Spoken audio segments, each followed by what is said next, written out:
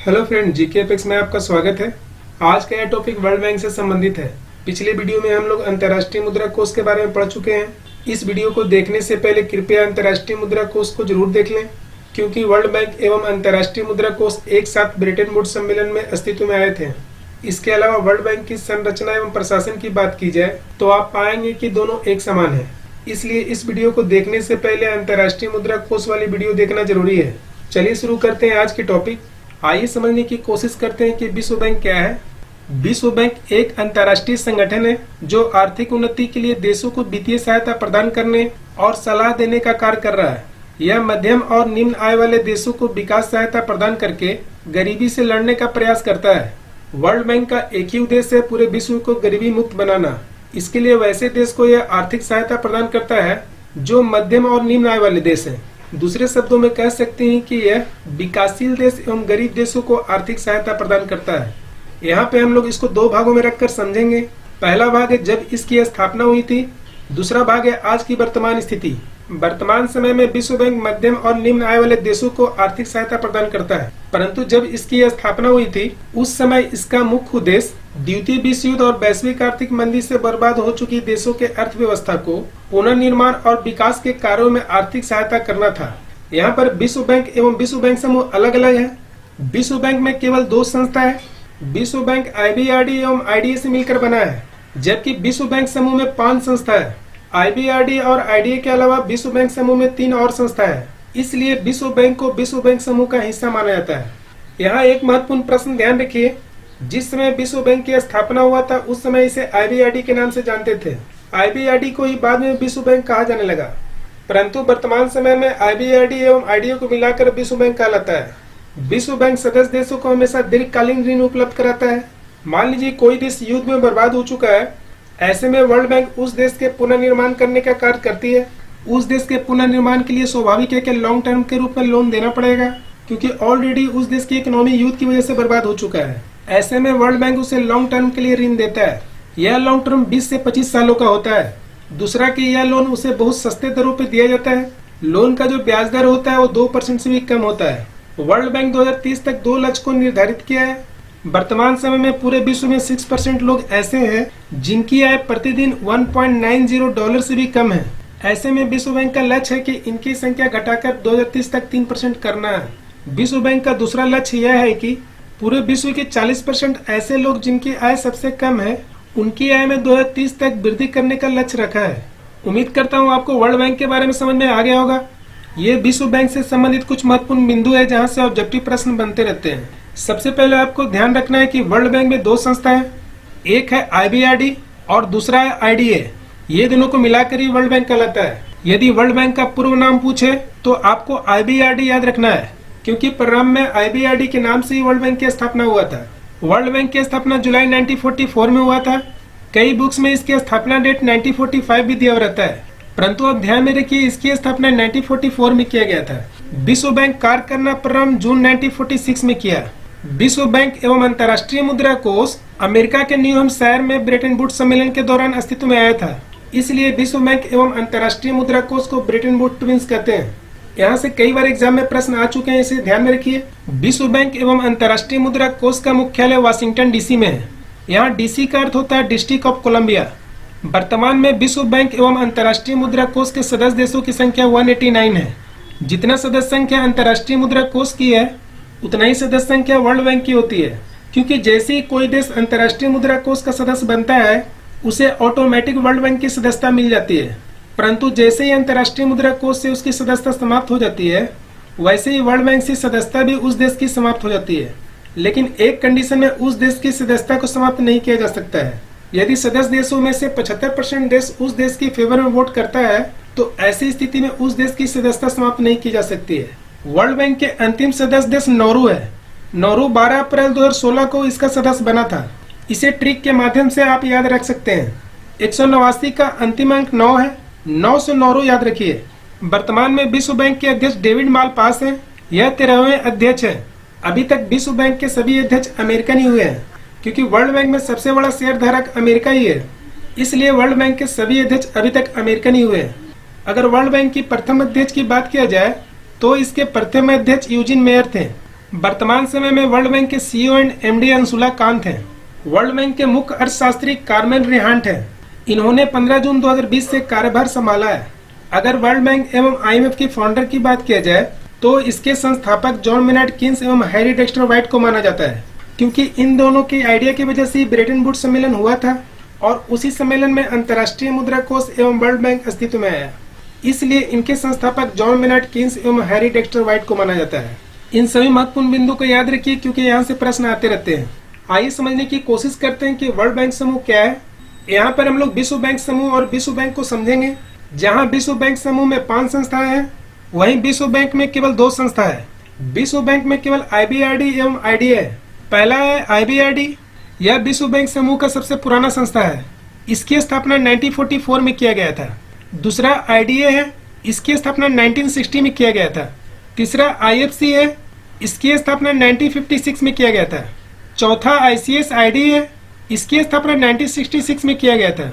Bharat ICSID का सदस्य नहीं है, इसे ध्यान में रखिए क्योंकि यहाँ से प्रश्न आते रहते हैं। पांचवा है MIGA MIGA, इसकी स्थापना 1988 में किया गया था। आपको क्लियर हो गया होगा कि विश्व बैंक किसे कहते हैं एवं विश्व बैंक समूह किसे कहते हैं। चलिए आगे बढ़ते हैं और विश्व बैंक समूह को एक एक कर समझने की कोशिश करते हैं। सबसे पहले अंतर्राष्ट्रीय पुनर्निर्माण और विकास बैंक को समझेंगे। इसे संक्षेप में IBRD कहते हैं। IBRD का पूरा नाम international bank for reconstruction and development होता है। यहाँ से कई बार एग्जाम में प्रश्न आ चुके हैं, इसे ध्यान में रखिए। स्थापना के समय इसका मुख्य उद्देश्य द्वितीय विश्व युद्ध के कारण बर्बाद हो चुकी देशों के अर्थव्यवस्था को पुनर्निर्माण करना था, परंतु वर्तमान समय में इसके अलावा यह मध्यम आय वाले देशों की आधारभूत संरचना के विकास के लिए दीर्घकालीन ऋण उपलब्ध कराता है। इसकी स्थापना जुलाई 1944 में हुआ था। वर्तमान में इसके 189 सदस्य देश हैं। प्रारंभ में इसका उद्देश्य था कि युद्ध की वजह से बर्बाद हो चुकी अर्थव्यवस्था का पुनर्निर्माण करना था, परंतु वर्तमान समय में इसके अलावा आधारभूत संरचना के विकास के लिए भी काम कर रहा है। इसके लिए वह सदस्य देशों को दीर्घकालीन लोन प्रदान करता है। यहाँ दीर्घकालीन का सेंस है कि 20 से 25 सालों के लिए लोन देता है, जबकि इसके लोन देने का जो ब्याज दर होता है वो 2% से भी कम होता है। भारत पहली बार IBRD से 1949 में लोन लिया था। यह लोन रेलवे में सुधार के लिए लिया गया था। भारत IBRD में 7वां सबसे बड़ा शेयर धारक देश है। इस शेयर के आधार पर भारत की वोटिंग परसेंट 2.91% है। जिस कंट्री का जितना शेयर अधिक होता है उसी के आधार पर वोट परसेंट होता है। नेक्स्ट है अंतर्राष्ट्रीय विकास संघ। अंतर्राष्ट्रीय विकास संघ को संक्षेप में IDA कहते हैं। IDA का पूरा नाम इंटरनेशनल डेवलपमेंट एसोसिएशन होता है। यह सबसे गरीब देशों को आधारभूत संरचना के विकास के लिए शून्य से लेकर कम ब्याज पर ऋण उपलब्ध कराता है। अंतर्राष्ट्रीय विकास संघ द्वारा दिया गया लोन सबसे सस्ता होता है, इसलिए अंतर्राष्ट्रीय विकास संघ को रियायती खिड़की भी कहा जाता है। दूसरे शब्दों में इसे सॉफ्ट लोन विंडो भी कहते हैं। इसकी स्थापना 1960 में हुआ था। वर्तमान में इसके 173 सदस्य देश हैं। इन सभी महत्वपूर्ण बिंदुओं को ध्यान में रखिए। देखिए, इसे याद करने का बहुत ही आसान तरीका है। यहाँ देखिए, इसके नाम में इसके कार्य छुपा हुआ है। इसके कार्य भी जो है वह पुनर्निर्माण और विकास के लिए है। इसी प्रकार अंतर्राष्ट्रीय विकास संघ के नाम में इसके कार्य छुपा हुआ है। अंतर्राष्ट्रीय विकास संघ का भी मुख्य कार्य विकास करना ही है। दोनों में अंतर को समझते हैं। जहाँ IBRD मध्यम आय वाले देश को ऋण उपलब्ध कराता है, वहीं IDA निम्न आय वाले देश को ऋण उपलब्ध कराता है। IBRD जहाँ 20 से 25 सालों के लिए ऋण उपलब्ध कराता है, वहीं अंतर्राष्ट्रीय विकास बैंक 35 ईयर से लेकर 50 ईयर्स तक ऋण उपलब्ध कराता है। अंतर्राष्ट्रीय विकास को शॉर्ट लोन विंडो इसलिए कहते हैं क्योंकि बहुत ज्यादा जो गरीब देश है उनको ब्याज रहित लोन देता है। कभी कभी इसका जो ब्याज दर होता है वो बहुत ही नॉमिनल होता है, इसलिए IDA को शॉर्ट लोन विंडो कहते हैं। यहाँ आधारभूत संरचना को हम लोग समझने की कोशिश करते हैं कि आधारभूत संरचना क्या होता है। आधारभूत संरचना के अंतर्गत विभिन्न क्षेत्र आते हैं, जैसे सड़क निर्माण, बांध निर्माण, बंदरगाह निर्माण, स्कूल कॉलेज का निर्माण, अस्पताल निर्माण इत्यादि। इन सभी के विकास के लिए IBRD एवं IDA लोन प्रदान करता है, क्योंकि किसी भी देश के विकास का आधार इन पर ही निर्भर करता है। नेक्स्ट है अंतर्राष्ट्रीय वित्त निगम। अंतर्राष्ट्रीय वित्त निगम को संक्षेप में IFC कहते हैं। IFC का पूरा नाम इंटरनेशनल फाइनेंस कॉर्पोरेशन होता है। यह विकासशील देशों में निजी क्षेत्र के कंपनियों को वाणिज्यिक ब्याज दर पर ऋण उपलब्ध कराता है, इसलिए इसे विश्व बैंक की निजी भुजा भी कहते हैं। इसकी स्थापना 1956 में हुआ था। वर्तमान में इसके सदस्य देश 184 हैं। IFC का ब्याज दर कॉमर्शियल होती है, लेकिन तुलनात्मक रूप से बहुत कम होती है। इसका ब्याज दर मार्केट रेट से कम होता है। यह निजी कंपनियों को लोन के साथ साथ सलाह देने का भी कार्य करता है। कोई भी कंपनी डायरेक्ट IFC से लोन नहीं ले सकता है, क्योंकि हमारे देश के संविधान के अनुच्छेद 292 के अनुसार केवल हमारा देश ही विदेशों से लोन ले सकता है। इसलिए कोई भी प्राइवेट कंपनी यदि विदेशों से लोन लेना चाहता है तो उसके लिए उस देश की सरकार का गारंटी देना आवश्यक है। बिना गारंटी के वर्ल्ड बैंक उसे लोन नहीं दे सकता है। नेक्स्ट है अंतर्राष्ट्रीय निवेश विवाद निपटारा केंद्र, इसे संक्षेप में ICSID कहते हैं। यह अंतर्राष्ट्रीय स्तर पर निवेश विवादों के लिए मध्यस्थता एवं सुलह करने का कार्य करता है। इसकी स्थापना 1966 में हुआ था। वर्तमान में इसके सदस्य देश 163 है। यहाँ एक बात ध्यान रखिए, भारत इसका सदस्य देश नहीं है। यहाँ से कई बार एग्जाम में प्रश्न आ चुके हैं, इसे ध्यान में रखिए। देखिए, इन महत्वपूर्ण बिंदु को याद करने का आसान तरीका है, आप देखिए इसके नाम में इसका कार्य छुपा हुआ है, तो यहाँ से आप आसानी से इसे याद रख सकते हैं। नेक्स्ट है बहुपक्षीय निवेश गारंटी संस्था, इसे संक्षेप में MIGA कहते हैं। MIGA का पूरा नाम मल्टीलैटरल इन्वेस्टमेंट गारंटी एजेंसी होता है। यह विकासशील देशों में प्रत्यक्ष विदेशी निवेश को प्रोत्साहित करता है। इसकी स्थापना 1988 में हुआ था। वर्तमान में इसके सदस्य देश 181 है। MIGA विदेशी निवेश को प्रोत्साहित करने का काम करता है। मान लीजिए कोई भी व्यक्ति कोई कंपनी स्थापित करना चाहता है, ऐसे में वह व्यक्ति कंपनी कहाँ स्थापित करना चाहेगा? स्पष्ट है कि ऐसे स्थान पर करना चाहेगा जो पहले से डेवलप हो। जैसे अपने देश की बात किया जाए तो वह महाराष्ट्र, गुजरात, कर्नाटक, तमिलनाडु, नोएडा ऐसे क्षेत्रों में कंपनी स्थापित करना चाहेगा, क्योंकि ये राज्य पहले से ऑलरेडी डेवलप है। ठीक उसी प्रकार यदि देश की बात किया जाए तो वह अमेरिका, चीन, Japan, Singapore, Germany, Britain, France आदि देशों में कंपनी स्थापित करना चाहेगा। ऐसी स्थिति में कुछ ही देश केवल डेवलप कर सकेंगे। जैसे कई ऐसे गरीब देश हैं जहाँ पे कोई कंपनी यदि स्थापित नहीं होती है तो वहाँ का तो विकास नहीं हो सकेगा। तो MIGA का कहना है कि आप ऐसे देश में आकर निवेश कीजिए जो पहले से काफ़ी गरीब एवं बैकवर्ड है। कंपनी कहती है कि मैं ऐसे देश में क्यों निवेश करूँ। MIGA कहता है कि किसी प्रकार के आपको फाइनेंशियल लॉस होगा तो हम उसके लिए आपको गारंटी प्रदान करते हैं। अतः MIGA गारंटी प्रदान करने का भी कार्य करता है। इसके अलावा उस निवेश के लिए बीमा उपलब्ध भी कराता है। इसे दूसरे माध्यम से भी हम लोग समझ सकते हैं। जैसे विश्व की कई ऐसी कंट्री जहाँ की स्थिति काफ़ी खराब है, जैसे Afghanistan, Syria, Yemen, Somalia, Sudan, इसके अलावा भी कई कंट्री है। यहाँ की स्थिति आंतरिक कला की वजह से काफ़ी खराब है। ऐसे में कोई कंपनी इन देशों में निवेश करना नहीं चाहेगा, परंतु MIGA ऐसे देश में निवेश करने के लिए गारंटी प्रदान करता है। उम्मीद करता हूँ यहाँ तक आपको समझ में आ गया होगा। ये कुछ महत्वपूर्ण बिंदु है जो एग्जाम के व्यू से काफ़ी महत्वपूर्ण है। भारत विश्व बैंक एवं अंतर्राष्ट्रीय मुद्रा कोष के संस्थापक सदस्य रह चुका है। जिस समय विश्व बैंक एवं अंतर्राष्ट्रीय मुद्रा कोष की स्थापना हुआ था उसमें भारत भी इसका संस्थापक सदस्य था। नेक्स्ट है अंतर्राष्ट्रीय पुनर्निर्माण और विकास बैंक को पूर्व में विश्व बैंक के नाम से जाना जाता था। विश्व बैंक को पहले IBRD के नाम से जाना जाता था, परंतु बाद में IBRD विश्व बैंक के नाम से जाने जाने लगा। वर्तमान में विश्व बैंक में दो संस्था है, एक है IBRD और दूसरा है IDA। नेक्स्ट है IBRD एवं IMF ब्रिटेन वुड ट्विंस कहलाता है, क्योंकि IBRD एवं IMF की स्थापना एक ही साथ हुआ था, इसलिए इन दोनों को ब्रिटेन वुड ट्विंस कहते हैं। नेक्स्ट है भारत विश्व बैंक समूह में से एक का सदस्य नहीं है, वह संस्था है ICSID। नेक्स्ट है अंतर्राष्ट्रीय विकास संघ को विश्व बैंक की रियायती खिड़की कहते हैं। दूसरे शब्दों में कह सकते हैं कि IDA को सॉफ्ट लोन विंडो कहते हैं, क्योंकि विश्व बैंक का लोन इससे सस्ता नहीं हो सकता है। विश्व के सबसे जो गरीब देश है उसे ब्याज रहित लोन देता है। दूसरे शब्दों में इसे कह सकते हैं कि इंटरेस्ट फ्री लोन देता है। नेक्स्ट है विश्व बैंक का मुख्य सिद्धांत विश्व को गरीबी मुक्त बनाना है। विश्व बैंक का मोटो है पूरे वर्ल्ड को पॉवर्टी फ्री करना। नेक्स्ट है विश्व बैंक की स्थापना 44 देशों ने मिलकर किया था। जिस समय विश्व बैंक की स्थापना हुआ था उस समय 44 देश थे। उस 44 देश में भारत भी शामिल था, अर्थात भारत विश्व बैंक के संस्थापक देश है।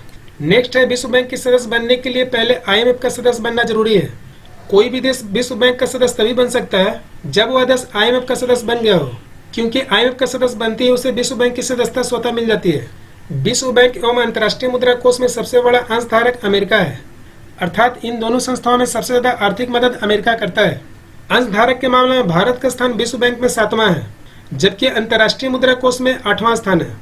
विश्व बैंक में सबसे बड़ा अंशधारक देश अमेरिका है, दूसरे स्थान पर जापान है, तीसरे स्थान पर चीन है, चौथे स्थान पर जर्मनी है, जबकि 7वें स्थान पर भारत है। आप इस वीडियो को देखने के पहले अंतर्राष्ट्रीय मुद्रा कोष का वीडियो जरूर देख लें, क्योंकि इस वीडियो को समझने में वहां से आपको बहुत ही हेल्प होगा। आइए विश्व बैंक के उद्देश्य एवं कार्य को समझते हैं। यहाँ एक बात ध्यान रखिए, उद्देश्य को पूरा करने के लिए कार्य करना जरूरी होता है। यदि विश्व बैंक समूह को अच्छे से आप समझ लिए होंगे तो आपको विश्व बैंक के उद्देश्य एवं कार्य को समझने में दिक्कत नहीं होगी। आइए एक एक कर समझने की कोशिश करते हैं। पहला है सदस्य देशों को पुनर्निर्माण एवं आर्थिक विकास के लिए दीर्घकालीन पूंजी उपलब्ध कराना, खासकर उन देशों को जो युद्ध की वजह से पूरी तरह बर्बाद हो चुके हैं।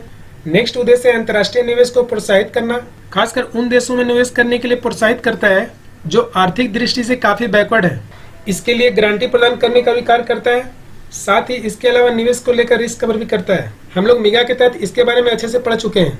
नेक्स्ट है विभिन्न विकास परियोजनाओं के लिए केवल विकासशील देशों को दीर्घकालीन ऋण उपलब्ध कराता है। यहाँ पे विकास परियोजना का अर्थ है सड़क निर्माण, स्कूल का निर्माण, अस्पताल एवं बांध का निर्माण, बंदरगाह का विकास आदि। इन परियोजनाओं के लिए विश्व बैंक दीर्घकालीन ऋण उपलब्ध कराता है। यदि कोई देश इन परियोजना के लिए विश्व बैंक से ऋण लेता है तो ऐसा नहीं है कि विश्व बैंक तुरंत उसे ऋण दे देगा। इसके लिए साबित करना होगा कि इन परियोजना से देश का विकास होगा।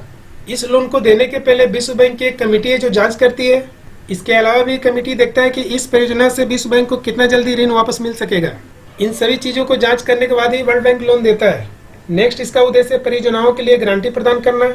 मान लीजिए वर्ल्ड बैंक किसी परियोजना को लेकर लोन नहीं दे पा रहा है, ऐसे में वह दूसरे संस्थान से लोन दिलाने का कार्य करता है, परंतु इन लोन के बदले उसे गारंटी देना आवश्यक होता है। अतः वर्ल्ड बैंक गारंटी देने का भी कार्य करता है। नेक्स्ट उद्देश्य है अंतर्राष्ट्रीय समस्या सुलझाना।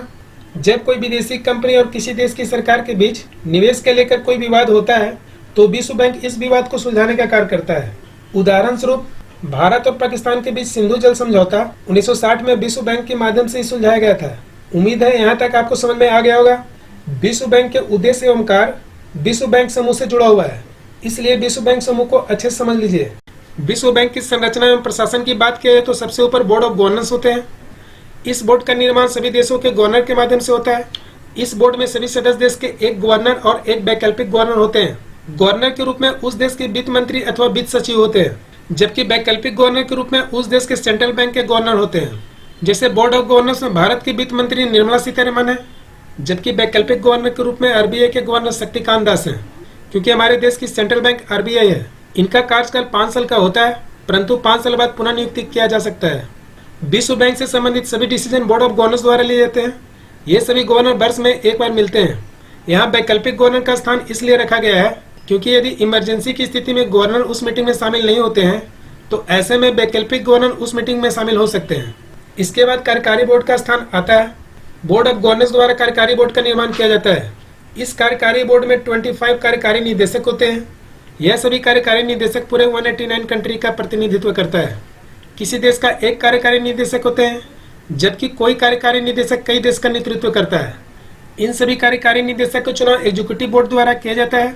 25 में से केवल 20 कार्यकारी निदेशक का इलेक्शन होता है, जबकि टॉप 5 शेयर धारक का इलेक्शन नहीं होता है। उन 5 का पुनः नियुक्ति किया जाता है।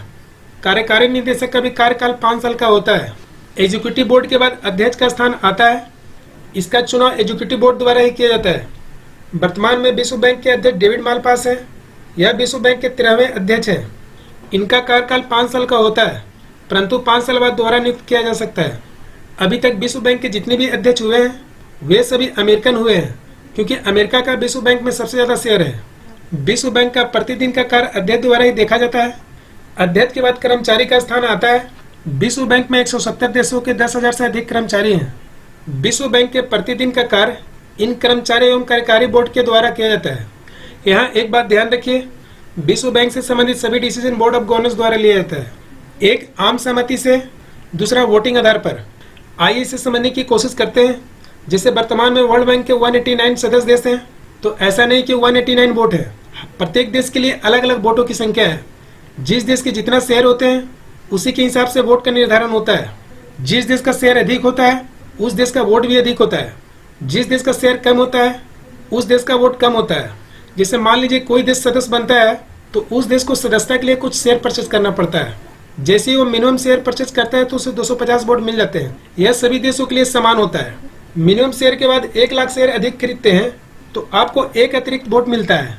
जैसे मान लीजिए कोई देश 10 लाख शेयर अधिक खरीदता है तो उसे 10 वोट एक्स्ट्रा मिलेंगे, क्योंकि 1 लाख शेयर पर 1 वोट अधिक मिलता है, इसलिए 10 लाख शेयर पर 10 वोट अधिक मिलेगा। जबकि 250 वोट सबके लिए समान है। तो स्पष्ट है कि जिस देश का जितना अधिक शेयर होगा उसी के हिसाब से उसका वोट प्रतिशत होगा। वर्तमान में भारत का वोट प्रतिशत 2.91% है। एक प्रश्न आ रहा होगा कि किसी भी देश को वर्ल्ड बैंक लोन कैसे देती है। इस लोन को देने के लिए उसके पास पैसा कहाँ से आता है। जब कोई वर्ल्ड बैंक का सदस्य बनता है तो उसे मिनिमम शेयर परचेज करना पड़ता है। इसके माध्यम से वर्ल्ड बैंक को जो भी पैसा आता है उसी पैसा से लोगों को लोन देने का कार्य करता है। यह है विश्व बैंक द्वारा जारी कुछ महत्वपूर्ण रिपोर्ट, जहाँ से अक्सर एग्जाम में प्रश्न आते रहते हैं। इन 5 में से 3 सबसे ज़्यादा महत्वपूर्ण रिपोर्ट है। पहला है वर्ल्ड डेवलपमेंट रिपोर्ट, दूसरा है easy of doing business report, तीसरा है ग्लोबल इकोनॉमिक प्रोस्पेक्ट। ये 3 सबसे ज़्यादा इंपॉर्टेंट है और यहाँ से प्रश्न आते रहते हैं। चौथा आपको याद रखना है ईज ऑफ लिविंग रिपोर्ट। 5वां है वर्ल्ड लॉजिस्टिक्स परफॉर्मेंस इंडेक्स। इन सभी महत्वपूर्ण बिंदुओं को ध्यान रखिए क्योंकि यहाँ से प्रश्न आते हैं। आइए अब समझने की कोशिश करते हैं कि विश्व बैंक एवं अंतर्राष्ट्रीय मुद्रा कोष में क्या अंतर है। परंतु इसे समझने के पहले अंतर्राष्ट्रीय मुद्रा कोष वाली वीडियो को देख लीजिए, क्योंकि उसे देखने के बाद इसे आसानी से आप समझ सकते हैं। चलिए एक एक कर समझने की कोशिश करते हैं। पहला है, विश्व बैंक केवल विकासशील देशों को नीति सुधार कार्यक्रमों और परियोजनाओं के लिए ऋण देता है। दूसरे शब्दों में कह सकते हैं कि यह केवल ग्रोथ के लिए लोन देता है। मान लीजिए किसी व्यक्ति के पास एक कंपनी है, वह व्यक्ति एक और कंपनी खोलना चाहता है। इस कंपनी की स्थापना के लिए उसे लोन की जरूरत होती है। ऐसे में उस व्यक्ति की कोई मजबूरी नहीं है, वह व्यक्ति और अधिक ग्रोथ करना चाहता है, अतः ऐसे ग्रोथ के लिए वर्ल्ड बैंक लोन देता है। जब किसी देश में इकोनॉमिक क्राइसिस होता है तो उस देश को अंतर्राष्ट्रीय मुद्रा कोष भुगतान संतुलन को ठीक करने के लिए लोन देता है। अंतर्राष्ट्रीय मुद्रा कोष कभी भी ग्रोथ के लिए लोन नहीं देता है। ठीक इसी प्रकार किसी देश में यदि इकोनॉमिक क्राइसिस हो गया है तो वह देश विश्व बैंक से लोन नहीं ले सकता है, क्योंकि विश्व बैंक इकोनॉमिक क्राइसिस में लोन नहीं देता है। नेक्स्ट है, विश्व बैंक मध्य अवधि एवं दीर्घ अवधि दोनों के लिए दीर्घकालीन ऋण देता है, जबकि अंतर्राष्ट्रीय मुद्रा कोष लघु अवधि के लिए अल्पकालीन ऋण देता है, अर्थात यह शॉर्ट टर्म लोन देता है। शॉर्ट टर्म का मतलब है कि केवल 7 ईयर्स के लिए लोन देता है, जबकि मिड अवधि का अर्थ है 20 ईयर्स के लिए लोन देता है। दीर्घ अवधि का अर्थ है 50 ईयर्स तक लोन देता है। नेक्स्ट है, विश्व बैंक कम ब्याज दर पर लोन देता है। विश्व बैंक बहुत ही गरीब देशों को ब्याज रहित लोन देता है, जबकि कुछ देशों को बहुत ही कम रेट पर लोन देता है। जबकि अंतर्राष्ट्रीय मुद्रा कोष उच्च ब्याज दर पर लोन देता है। यदि अंतर्राष्ट्रीय मुद्रा कोष एवं विश्व बैंक की ब्याज दर की कंपेयर किया जाए तो अंतर्राष्ट्रीय मुद्रा कोष का ब्याज दर विश्व बैंक से ज्यादा रहता है। नेक्स्ट है, विश्व बैंक किसी भी मुद्रा के रूप में अथवा स्वर्ण के रूप में ऋण देता है, जबकि अंतर्राष्ट्रीय मुद्रा कोष केवल एसडीआर के रूप में ऋण देता है। एसडीआर क्या है इसे पिछले वीडियो में बता चुके हैं, उसे देख लीजिए। नेक्स्ट है, विश्व बैंक साधारण शर्तों के साथ लोन देता है, जबकि अंतर्राष्ट्रीय मुद्रा कोष कठोर शर्तों के साथ ऋण देता है। विश्व बैंक किसी भी देश को लोन साधारण शर्त के साथ देता है, जबकि अंतर्राष्ट्रीय मुद्रा कोष किसी भी देश को कठोर शर्तों के साथ लोन देता है। जब अंतर्राष्ट्रीय मुद्रा कोष किसी भी देश को लोन देता है तो उस देश की सरकार के साथ कठोर नियम लागू करता है। अंतर्राष्ट्रीय मुद्रा कोष उस देश को लोन के साथ खर्च में कटौती करने को कहता है, जिसे राजकोषीय घाटा को कम करने को कहता है, प्राइवेटीकरण को बढ़ावा देने के लिए कहता है, सरकारी खर्चों में कमी करने को कहता है, जबकि विश्व बैंक ऐसा कुछ भी नहीं कहता है। आप यदि इन सभी महत्वपूर्ण बिंदु को अच्छे से समझ लेंगे तो आपको आने वाले एग्जाम में कोई दिक्कत नहीं होगा। फ्रेंड्स, उम्मीद करता हूँ आज का वीडियो आपको पसंद आया होगा। यदि पसंद आया हो तो लाइक शेयर कमेंट्स करना मत भूलिए। आप यदि पहली बार वीडियो को देख रहे हैं तो सब्सक्राइब करना मत भूलिए। मिलते हैं अगले वीडियो में एक नई टॉपिक के साथ। तब तक के लिए थैंक यू, धन्यवाद।